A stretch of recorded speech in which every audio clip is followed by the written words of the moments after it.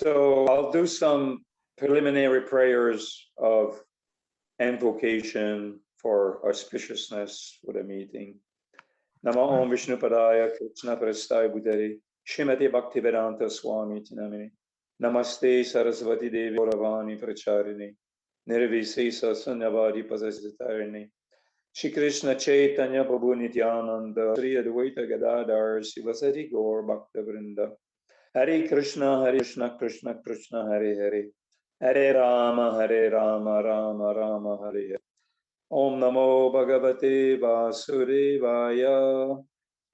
You guys respond or just?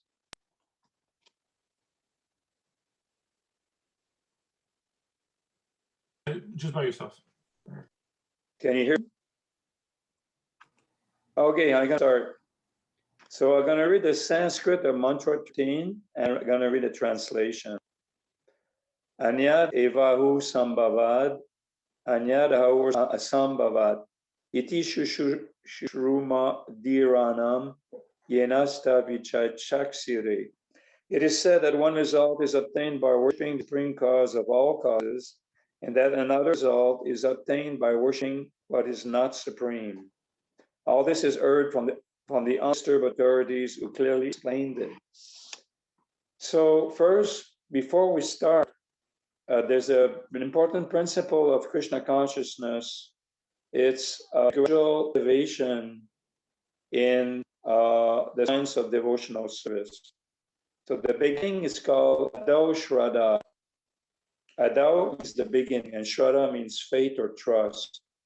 And the second item is Adu Sangha. Adu means saintly person, and Sangha means association. So devotional life starts when one has little faith, little trust in the association of saintly person. So this is important because if somebody doesn't have any trust or faith in a speaker, it's a waste of time. We must have some preliminary interest in the science of devotional service. And it's explained that the preliminary interest is caused by some priests connected to devotional service in past lives. Somebody is attracted to devotional service in this life, it means that in his past life, he has cultivated a certain amount of devotion to God. And in this life, he wants to come back again the same path that he pursued in his past life. So it starts with trust and faith in the association of sadhus and trust and faith in the Vedas. So here in the translation, the last sentence I'll read again. All is heard from the undisturbed authorities who clearly explained. So Prabhupada begin the explanation of this translation and by explaining what is undisturbed authority. What does it mean by undisturbed authority? So basically, an undisturbed authority is somebody who has his heart clean. The heart or the consciousness is dirty or clean or in between. So a pure devotee of God, a saintly person, his heart is clean. Clean of that? Clean of the lower negative quality of this world, like lust, anger, greed, envy, pride, illusion, madness. All these qualities, they cover the consciousness of the living entity. They blur everything. One can see spiritual nature. Spiritual nature is covered by this illusion, this illusory energy of the heart. So an undisturbed person is somebody who, by his devotion to God, has attained a level of purity. He successfully purified his heart and consciousness of lower base qualities like lust. He has no lust, he has no greed, no envy, no anger. All these things are not there in him. Because they're not there, he can see the reflection of his soul. He can perceive, through his consciousness, he can perceive the existence of God. and he can understand that he's related to God. Otherwise, nobody can understand anything. In this material world, people hear from scientists, they hear from philanthropists, movie actors, they hear from all kind of people. But these people, they're not clear. Their heart is dirty. They're full of lust, full of greed, full of anger. And when you hear from them, if you listen to them, these bad qualities are transferred to your consciousness, your heart. So that's for important to hear about the absolute truth, about spiritual science. Our person is clear, person who is free, a self-realized soul. We use the word self-realized. So that's what we mean by um, undisturbed authorities. An undisturbed person will be disturbed by the up and down of the material world. His mind won't be moved or agitated by provocation, or he won't be turned around and lose his faith because somebody else don't believe what he's believing. He's very fixed, very convinced, very fixed. He has realized the truth. So in this world, we cannot see God, we cannot look at him, we cannot understand his presence because he's unmanifest, he's beyond mind, beyond our senses, and he's hiding. And the reason why he's hiding is because we're not inclined to him. So he doesn't bother with us. He just let us do whatever we want. So he covers us, although originally we are God conscious in our pure state. Right at this moment, we have disqualified ourselves, and therefore he has covered us by energy of delusion. It's like a curtain covering our consciousness. He's protecting himself from us by covering our knowledge and awareness of himself. So that's the state of affair in this material world. Like an example of this is the scientific approach. The scientific approach is based on one's own power of discrimination. It's based on one's own intelligence, the power of the senses to perceive reality, and so on and so forth. So the scientific process is not a submissive process to God. It's the scientists, even if they believe in God themselves, they're told not to talk about it because the process of scientific knowledge or approach is atheistic, basically. It started with Newton, then it went to Darwin, and basically they say that we figure it out ourselves. We don't need God. Even if he's there, he's not related to this material world. He's not connected to this material world. Material world is running on its own. It's independent of God. Either they believe there's no God, or if there is a God, material world has nothing to do with it. He's in the spiritual world and he doesn't care. And this material energy is self-activated. They have different theories how it started. It started either with a big bang, like it was nothing, and then nothing exploded, and here we are after millions of years. Or they believe that the universe is made of atoms, or they believe that one doesn't need God because if you work hard, you're going to get the result anyway, and you don't need him. You just work hard, get a check, and satisfy yourself. So the scientific approach is meant for materialistic people because what does the science offer to people? They offer a promise of freedom from anxiety and freedom from miseries of this world. But there's different miseries, like for example, we have COVID. So the scientists, okay, we're working on it, we're going to make a vaccine, and we'll set a situation. If it's going to be fine, we'll vaccinate everybody. And then they become priests of modern society. The scientists are the priests of modern society. Why? Because they promise freedom from anxiety. If you are old, they say, oh, one day we're going to discover the secret of old age and you will remain forever young. and we're going to conquer death, so on and so forth. And what is what is it born of? It's born of the spirit of enjoyment. The disease condition of the soul is that you want to enjoy separately from God. He doesn't. He's on a rebellious condition. He's in a rebellious state of mind, and he just wants to enjoy the world. So the world is there and doesn't belong to anybody. So we can enjoy it. We can exploit nature. We can dig in there and find whatever we need to satisfy ourselves, satisfy our senses. They don't think that, oh, this nature doesn't belong to me. It belongs to the Lord, belongs to God. But they don't believe in God, or they can't perceive God.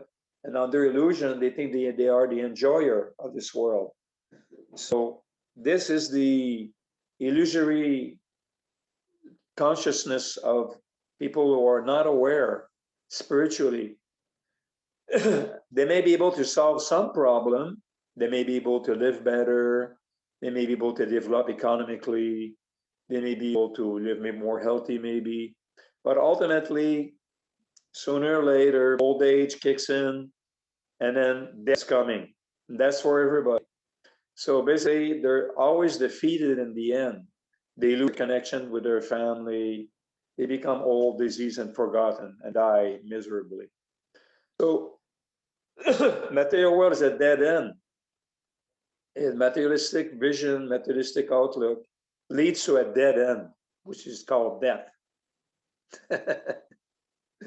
So the problem that the scientists will solve are not the real problems. The real problems: birth, death, old age, disease. Those are the real problems we're facing. And because people cannot solve death, they rather forget about it. They rather be like an ostrich that put its head in the sand. When a lion attacks the ostrich, they dig a little hole and put their head in the sand. And because I don't see the lion's not there. And the lion jump on them and eat them. So the materialistic people, they want to forget about death because it's too much of a big problem. So they just delayed it. They just delay the problem. So that's why they addicted to sports. That's why they're addicted to movies. Anything they can distract them from remembering they're going to die one day is good enough for them. That's why the industry of entertainment is very popular today. It's very big because they forget their anxieties for a few hours. That's all they know. But that's not the way to solve our human problems. The way is to hear from spiritual authorities who quotes the Vedic literature, which come from Krishna. So here, in this verse, Srila Prabhupada will explain in the purport that we have to hear from a bona fide guru, somebody who is in line with Krishna through a disciplic succession. And we must avoid hearing from people who are not authentic, people who use religion for their own monetary gain, or they're not clear in their heart, and whatever they say, even if it's religious things, won't work on people. It's just like anything else. If you want to be healthy, if you want to drink water, you want to drink pure water. You don't want to drink contaminated water. If you want to eat food, you want to eat good food, healthy, organic food. If you want to breathe air, you want clean air, no unpolluted air. So same thing with knowledge. If you want to use knowledge, receive knowledge, knowledge must be pure, uncontaminated. And this uncontaminated knowledge is found in the Vedas, which emanate from Krishna originally, and it's transmitted by pure devotees. So that's the idea, is to hear from a pure devotee, and this way we receive pure knowledge, and we can help ourselves. So the scientific process is to be unsubmissive to God and to work out our capacity with our intelligence, etc., our senses. This is one approach. The other approach is to understand that we're very limited in this area of acquiring knowledge. Our senses are imperfect. Our intelligence is not very strong. We're not free from illusion. There's so many problems that we have that prevents us from understanding reality as it is. We're motivated, we're impure, we're not clear. But the Vedic process is to surrender to Krishna. Surrender to Krishna. He knows what to do.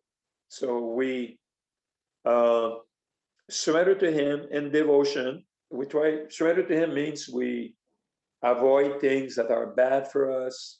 We take on different spiritual practices like chanting the Mahamantra Hare Krishna. That's one spiritual practice. We regularly hear from the Vedas so we can get intellectual guidance and so on and so forth. We get instruction that will guide, regulate our life, put some order in our life. And that will elevate us beyond lust, greed, all these negative qualities, and we'll be able to start to see more clearly things as they are. That's the process. So it starts with understanding that we have to be humble. Scientists are proud. They're puffed up. They're proud. They think they can figure it all out, and they have a little success. They create an airplane or a TV or a smartphone, and then this success, this temporary success, make them even more proud.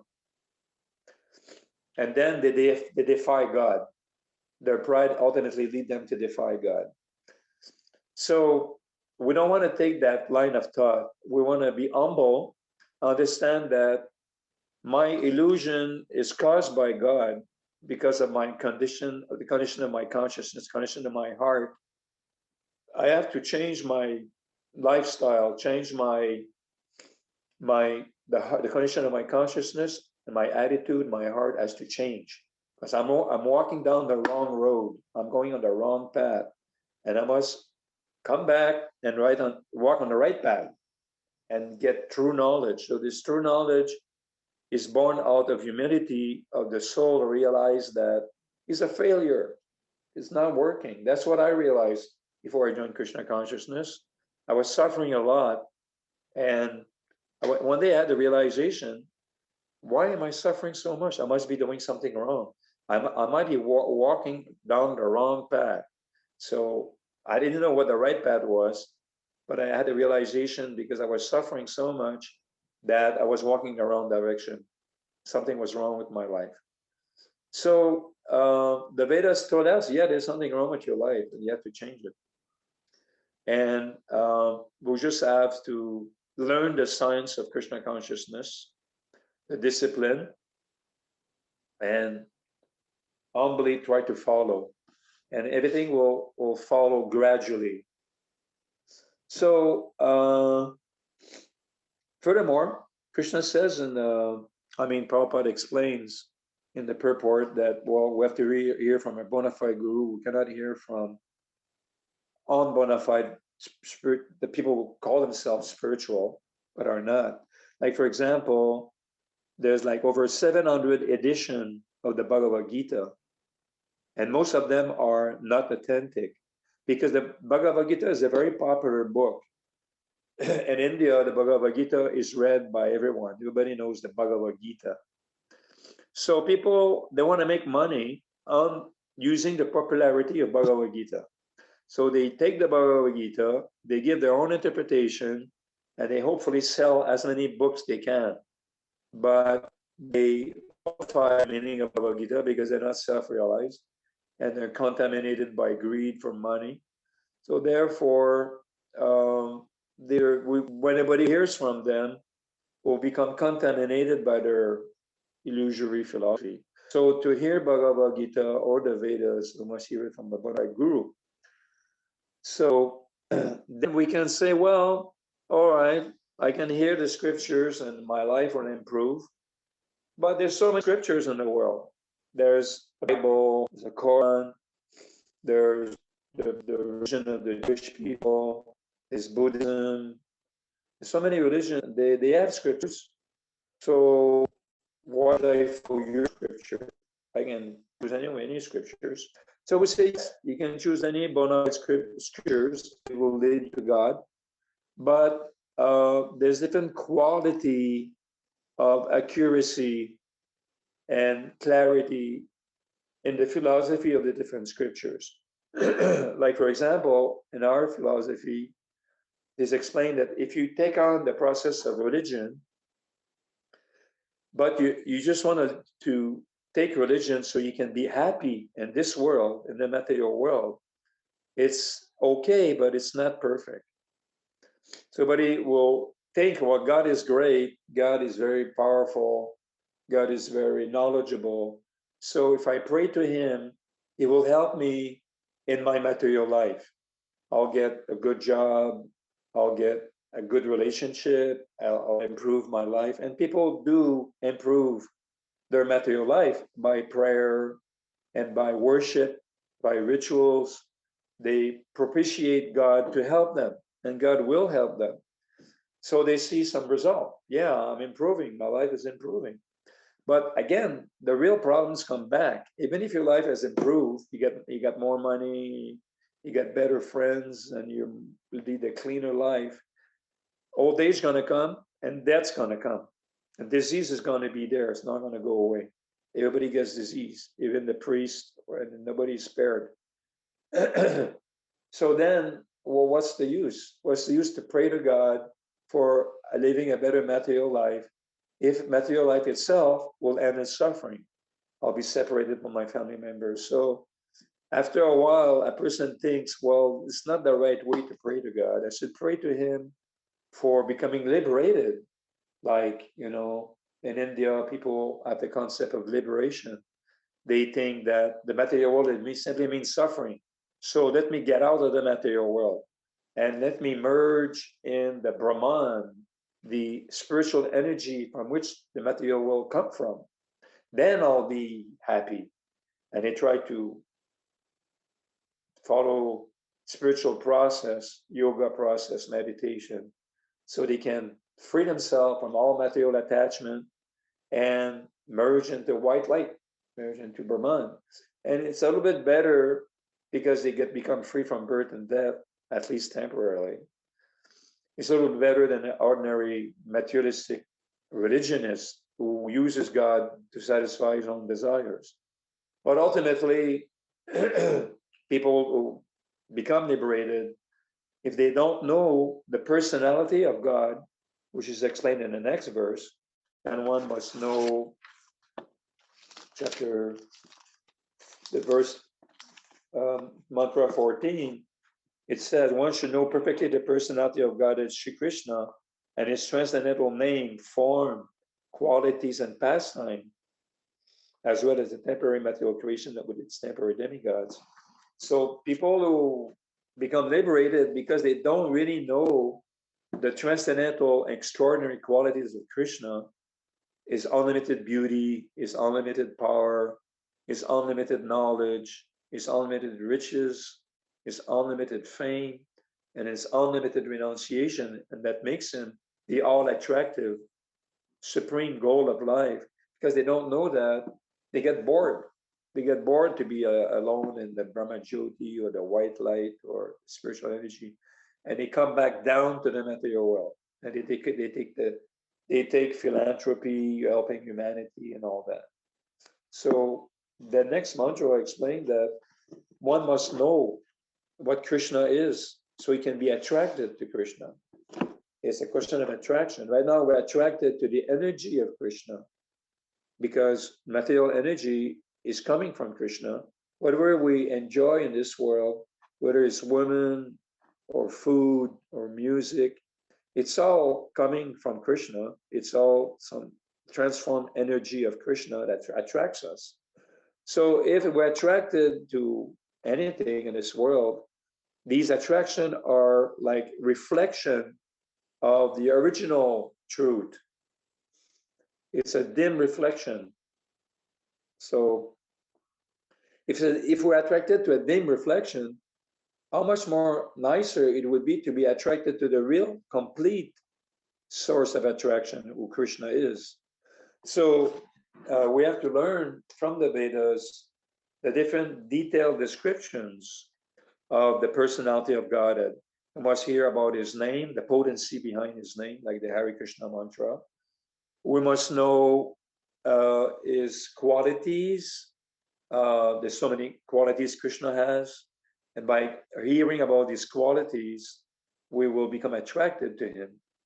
And if we hear about the abode of Krishna, where we're going, what's waiting for us in the spiritual world, it's not just a cloud and you sit on the cloud and you play harp for the rest of eternity, and then or something else, not very vague description, barely no description. So that the advantage of Krishna consciousness is there's a lot of detailed description of the qualities of God and the abode of God. In the Shrimad Bhagavatam, they explain what's there. And we become, when we hear about this extraordinary thing, we become attracted. We want to go there. And because we're attracted, we're ready to undergo the austerity and the task of clearing our heart. Because it's a big job to get free from lust, be free from greed, free from envy. It's a big job. Everybody's got these problems in this world. But this problem keeps us away from Krishna. So we have to clear them up by the science of devotional service. But that's a big job. It requires determination, requires a stronger faith. This requires a lot of things. But if we hear the positive description of the complete nature of God, then we become hopeful and enthusiastic. We want to try. Yeah, let me take part in this deal. That if I just serve God, chant Hare Krishna, my heart will become clean, and I'll be attracted to Krishna more and more. Then I can become free from the miseries of this world. I want to take birth again. Yeah, let me try for that. Sounds great. So also, we have many different needs. We have emotional needs. We have social needs, economic needs. We have intellectual needs, physical needs. So there's many needs that we have. And none of those needs must be neglected. None of those needs must be repressed.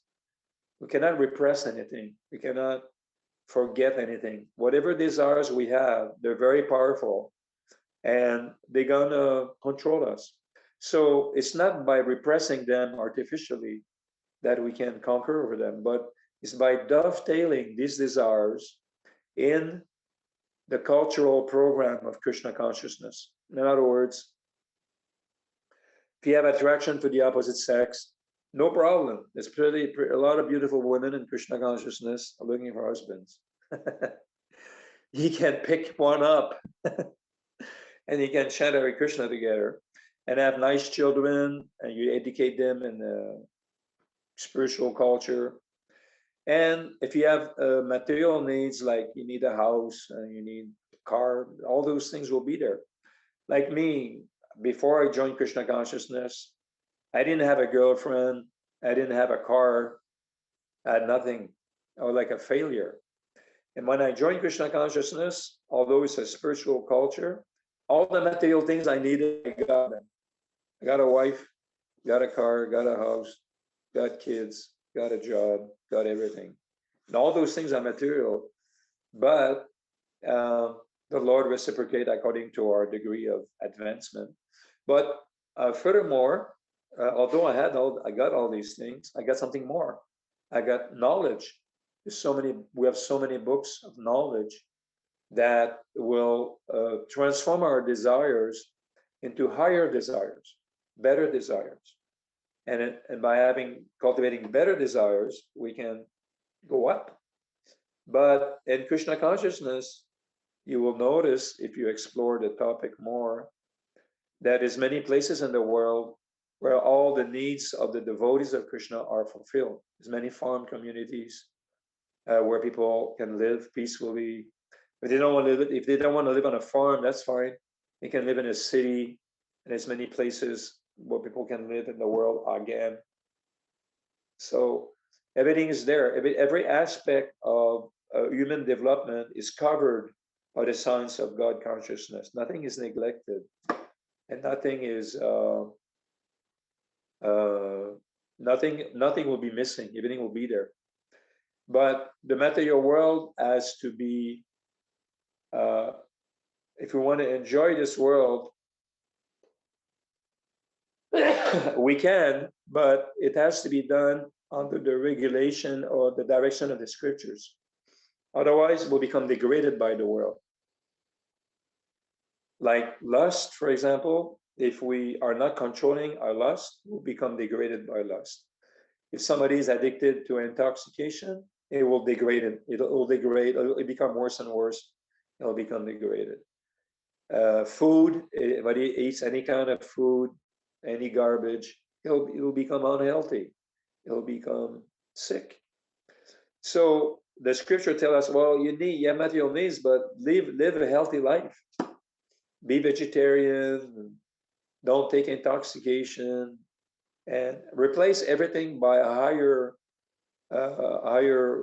better lifestyle. And if you do that, you'll be more and more happy and understand God better. So basically, that's what we're talking about. Now, even in this material world, the Vedas inform us that there's higher planets, like it's explained in the mantra 14, that the Earth is one planet. It's not a very good planet, kind of in between. But if you look at the stars in the sky, those are different outer planets. And on those planets, people live in a more, their knowledge is higher, their culture is higher, their physical prowess or physical length of life is much greater. Their bodies are more powerful. They have more powerful. Everything is superior. It's the higher planets. And sometime in the Vedas, there's description how you can go there. If you worship the demigods, you can go to the planet of the demigods. So you can go there, and you can enjoy a better life, better duration of life, 10,000 years instead of 100 years. You can be free from disease a lot more. You can have a great intellectual knowledge and a lot more knowledge, and you can enjoy life 1,000 times better. The opulence in the higher planets of this material world are 1,000 times better than on the Earth. On this Earth planet, we live in houses made of wood, cement, whatever, stucco, whatever. But in the higher planets, people live in palaces of marble, encrusted with jewels, and they wear golden ornaments, precious jewel, and the women there are 1,000 times more beautiful and more healthy. Sometimes there's movies about that because it reflects a certain reality in our subconscious. All the superhero Marvel and all that, all the superhero, that supernatural powers, it's coming to the subconscious mind of human beings that may have lived on our planet in their past life, and it's kind of roaming around in human society, that we desire to have these powerful powers because they exist. But Krishna says, even if you go there, life is also temporary. Death will be there, disease will be there, and even if you live more comfortably, ultimately you're going to die also. And the whole material creation will be vanquished in the end when the creator of this world, Lord Brahma, leaves his own body after trillions of years. Then the whole cosmic manifestation, the whole material world is destroyed. And then where you go, you can't escape it. You have to get out of the material world. So Krishna consciousness teach the science of how to get out of the material world. So we'll inquire if there's any questions. or comments? Or if Damodar want to say something? I just like it how you lay things out so clearly in such a nice progression. So thank you very much for the class. Thank you, thank you, thank you. I have a question. Okay. Last, on Tuesday, we heard about how the jiva is so entangled for lifetimes, and his activities actually in the material world deepen that entanglement. They just deepen the process, lifetime, millions of lifetimes. We can go on. Today, we're hearing about the material condition and how abominable it is. It's true. We can't deny it. It's full of cheating, so many miseries, and then it ends in death. Even if there's some illusion at some point of some happiness, it ends in death. So all of that, I don't know, I might want to get intoxicated to forget all that misery. So how can we dovetail wanting, I mean, I can understand how we can dovetail the desire to eat, to have a family, but how can the desire for intoxication be dovetailed?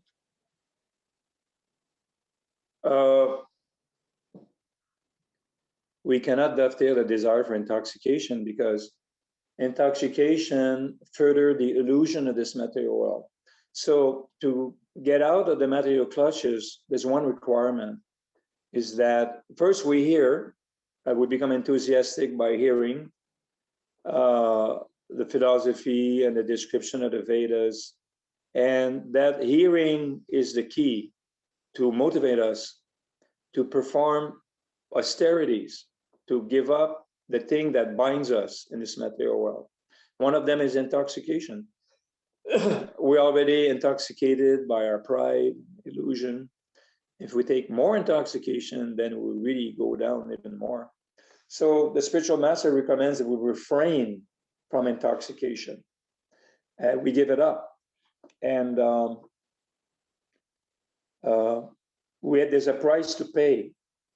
Ultimately, the small price that we have to give up, like this four regulator principle: no meat eating, no intoxication, no illicit sex, no gambling. And those are required to be followed for somebody who want to become initiated by a bona fide guru. That those are the prerequisites. If somebody is not on that level, that's okay. Somebody is not free from intoxication or sex or whatever. It's not a big deal. One has to read on his own, associate more, work on it. And when he feels ready one day, he can take it up. But the process of spiritual life requires a little austerity, a little something that's hard to do, something that's like, austerity means burning. It burns. It's painful.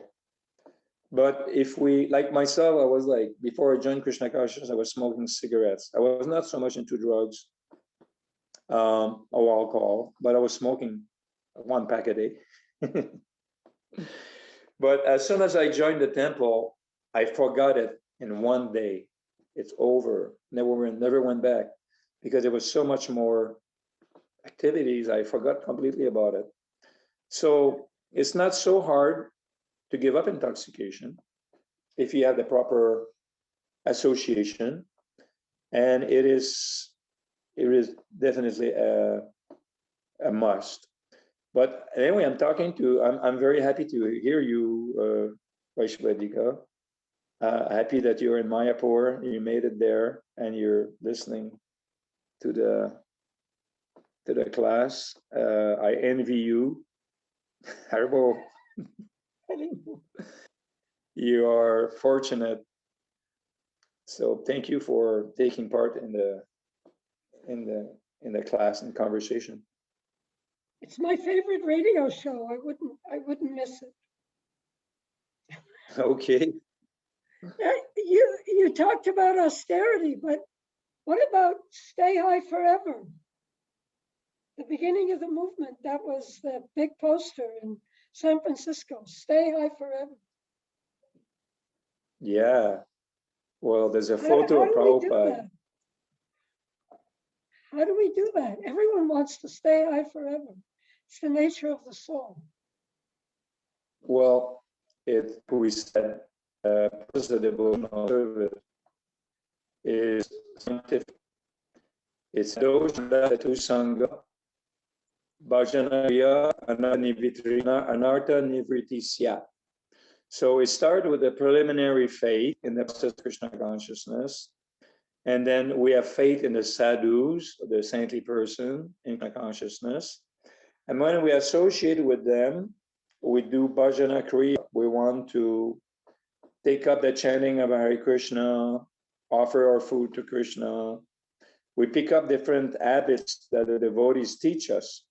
And when we practice these things, the different tenets of Krishna consciousness, the different aspect of Krishna consciousness, whether it is chanting, reading the books, or associating with devotees, eating prasadam offered to Krishna, what happens is the bad habits, they go away. Anartha nivri, anartha means the bad habit. Nivriti means to get rid of. So we're going to get rid of our bad habits, whether it is intoxication or other kind of habits, by diligently practicing devotional service. I'm an example of that myself. I have many addiction and many attraction, and they were long lasting also. Even after I joined Krishna consciousness, they were long lasting. But because I persisted, I feel better now. I feel free from a lot of things that I was not free from prior to my practice or prior to my devotional in this life. So we have to pick up the science. We must desire it. If we have no desire for it, there's no use hanging around. We must have like a desire, and then people who neglect the science Krishna consciousness, after they take initiation, they again neglect the science, they can fall back again into their bad habits. But those who are regularly hearing, watering the plant of devotion, they'll be successful. It depends on our intensity, sincerity of our desire. That's why I forget the verse, but these words has for so often stuck in my mind. Prabhupada refers to the regulative principles of freedom.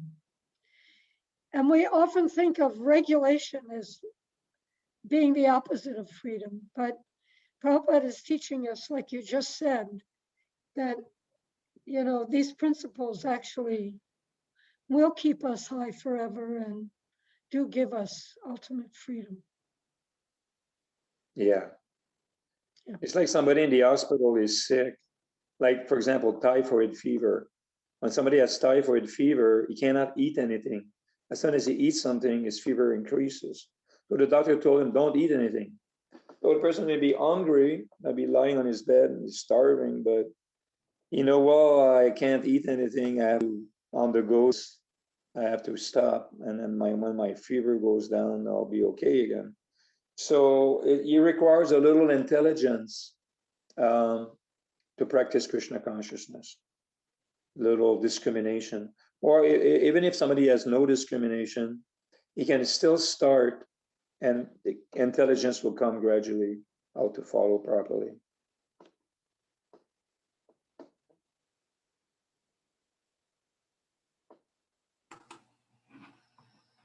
Gosh, I have a question.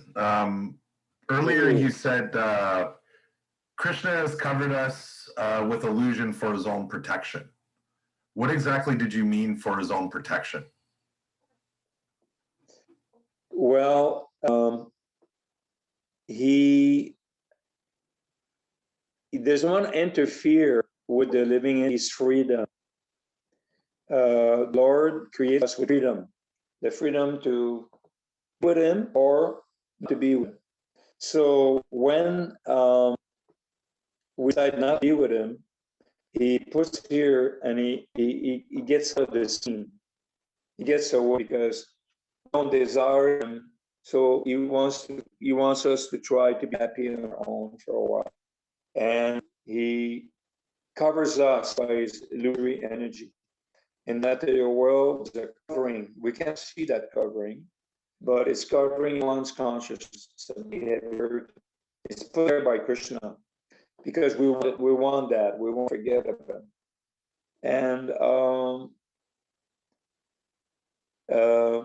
those who are surrendering to Krishna, Krishna will remove gradually the covering, will reveal himself.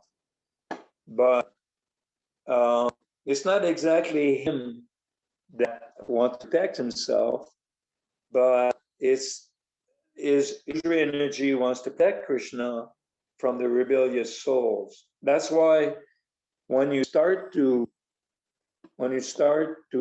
practice Krishna consciousness and you chant Hare Krishna, there'll be many tests coming along the way, because Krishna or Maya illusion, they want to test how far you are sincere. Because to go to Krishna, you're completely sincere. To associate with him, to be completely pure, completely sincere, free from all motivation. So one may obtain the knowledge of Krishna consciousness and utilize it in ignorance, from alter your motive. You may think, well, I got so powerful, so I use this power to dominate others or to become rich, or our devotion at the beginning is not purely motivated. So there's tests. So after a while, that shade consciousness will be challenged. So there'll be a test, and it will be difficult. And then in that test, if we want to pass the test, we have to intensify our devotion. We have to purify our motive. And if we do, Krishna allows us to come closer, a step. And then we go on that realm for a while. And then if Krishna wants us to come closer, he'll send another test. If we pass that test, we come closer. So in the beginning, there's many tests. There's many challenges. And it seems difficult, but we have to persist. And we can persist if we cultivate knowledge. We cultivate properly knowledge, associating with devotees, revealing our mind, everything. Asking questions like you're doing right now. That's very good. That answer your question? Very much so. Yeah. Thank you, Prabhuji. Okay, thank you.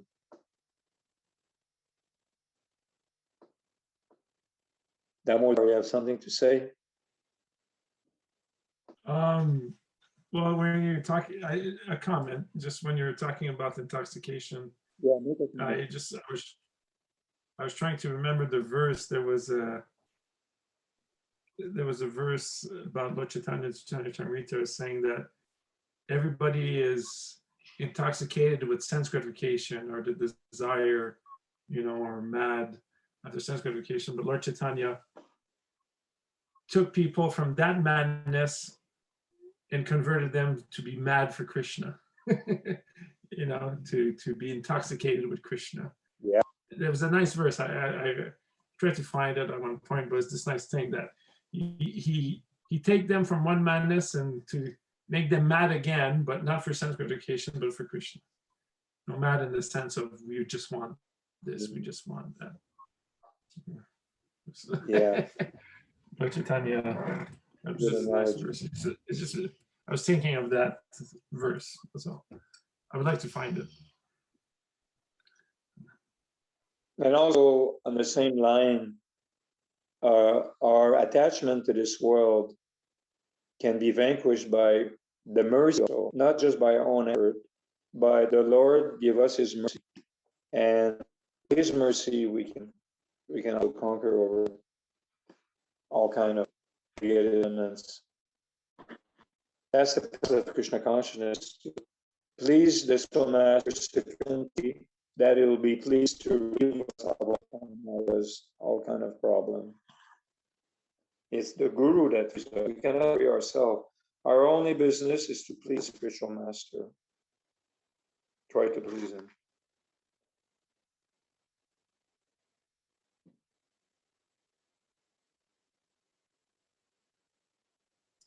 Is there any more questions or comments?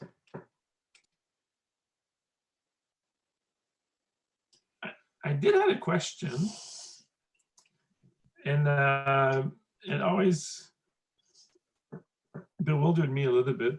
Krishna says in the Bhagavad Gita, Janma Karma Chami Divyam, Evam Yo Viditadvata, that if one knows me, knows about my activities and my birth and truth, then upon giving his body, he doesn't come back to this material world, but attains me. And Prabhupada often used that and said, "Oh, you see, if you just know Krishna, you're liberated." Is that all it takes? Is just knowing Krishna as a goal, and we're liberated? Yes, that's all it takes, but it's not that easy. Like we must know Krishna in truth. He is. So we may at this present moment imagine Krishna, have a mental idea of Krishna, but it's not the real Krishna. The real Krishna, if he comes by on its own accord and reveals himself to us, we'll know who the real Krishna is. So if we see the real Krishna, that is powerful enough to free from anything else. That's many places in the Srimad Bhagavatam that is explained, that when Krishna gives his darshan, or when he appears, like he appeared to Dhruva Maharaj, he appeared to Prahlad, appeared to Kardama Muni, he appeared to so many devotees. And as soon as they see Krishna, they don't want anything else anymore. That happened to Dhruva Maharaj. He wanted to go back to the spiritual world right away. But Krishna said, no, you have to stay a little longer. He had desires to be ruler of a big planet. So the revelation of the qualities, nature of Krishna is gradual. It's not fully manifest on day one. It takes a while. And also, it's not just seeing Krishna, but it's developing love for Krishna. That's another story. You may see Krishna, or many people saw Krishna 5,000 years ago, but they had no love for Krishna. So the goal is love of God, and when we love Krishna, Krishna will want to come, will reveal himself. So love of God is what Lord Chaitanya gives freely, if we take it up. Then this verse will apply. Janma karma chami divyam. Thank you.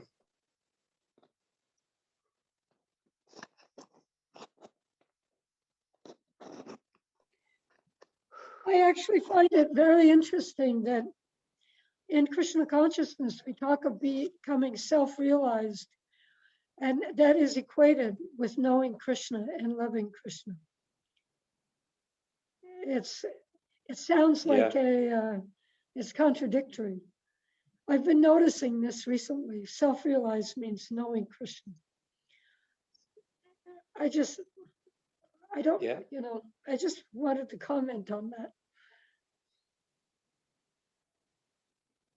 Yeah, to realize ourselves, we will realize that we're connected with Krishna eternally in a loving, particular, precise, loving relationship.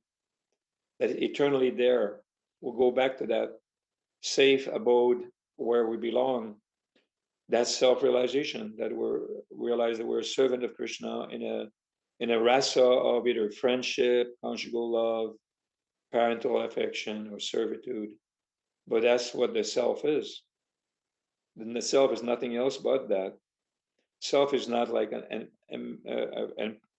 infinitesimal part of Brahma Jyoti. That's not self-realization.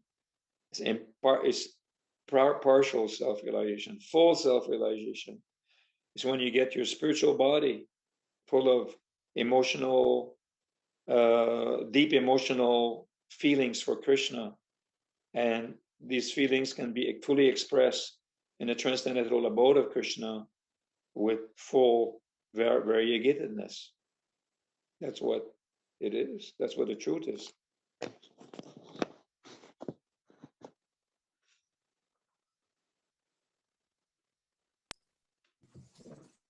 It seems like a good place to stop. Our hour is almost comes to an end. Okay, we're very happy to have participated in this Krishna Katha tonight. Thank you so much Thank you for your for participation. thank you for all the participants. Thank you. Thank you so Hare much. Krishna. Haribo, thank you. You, Mike. Thank you. Hare Krishna. Hare Krishna, Jade, thank you. Hare Krishna. Hare Krishna, everybody. I'm looking forward to read all your homework assignments after this wonderful class. I'll send it to you right when we're done. I'm looking forward also, Goshakor, to have you other nights. Okay, thank you for having me. Okay, Haribo. Krishna, Haribo. Haribol, thank you. have a nice Easter weekend. Haribo. You too.